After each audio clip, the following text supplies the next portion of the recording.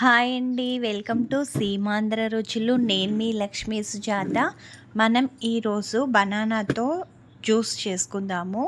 నేను ఇక్కడైతే నైట్ అంతా నానబెట్టుకున్నాను. ఈ బాదాము, పిస్తా, అలాగే అంక్రూట్, అలాగే ఖర్జూరము, ఎండు ద్రాక్ష, వాల్నట్, ఖర్జూరాలు 2, వాల్నట్లు ఒక 2, అలాగే జీడిపప్పు ఒక 10, బాదం కూడా ఒక 10, అలాగే ద్రాక్ష కూడా ఒక 10 వరకు తీసుకున్నానండి. అలాగే కొంచెం పుచ్చకాయ గింజలు, కొంచెం దోసకాయ గింజలు తీసుకున్నాను. ఇవన్నీ కూడా బాగా కడిగేసి శుభ్రంగా నానబెట్టేసుకొని ఈ నీళ్ళన్నీ వడకట్టి పక్కన పెట్టుకోండి. తర్వాత నేను ఇక్కడ ఒక 4 బనానాలు అయితే తీసుకొని ఇలా కట్ చేసుకున్నాను.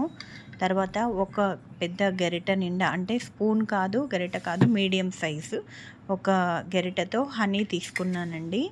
ఇప్పుడు ఇవన్నీ కూడా వేసేసుకొని మనము బాగా మెత్తగా జ్యూస్ అనేది పట్టేసుకోవాలి ఈ జ్యూసర్లో. తర్వాత ఇది వడకట్టుకోవాలి అని అనుకుంటే వడకట్టుకోండి, లేదంటే నార్మల్గా ఈ విధంగా అన్నీ వేసేసుకొని బాగా కొంచెం ఐస్ వేసేసుకొని బాగా మిక్సీ పట్టుకోవాలి. ఇలా పట్టుకొని తాగితే రోజు టిఫిన్కి బదులుగా ఇది తాగామంటే చాలా చాలా బాగుంటుందండి. రోగనిరోధక శక్తిని పెంచుతుంది. అలాగే హార్ట్కి సంబంధించిన ఏ ప్రాబ్లము రాదు. అలాగే పెద్ద పేగుని శుభ్రపరుస్తుందండి. ఇందులో ఉన్న ఐటమ్స్ అన్నీ కూడా హార్ట్కి మంచిది, పేగుల్ని శుభ్రపరుస్తుంది. ఇంతేనండి. నచ్చితే లైక్ చేయండి, షేర్ చేయండి.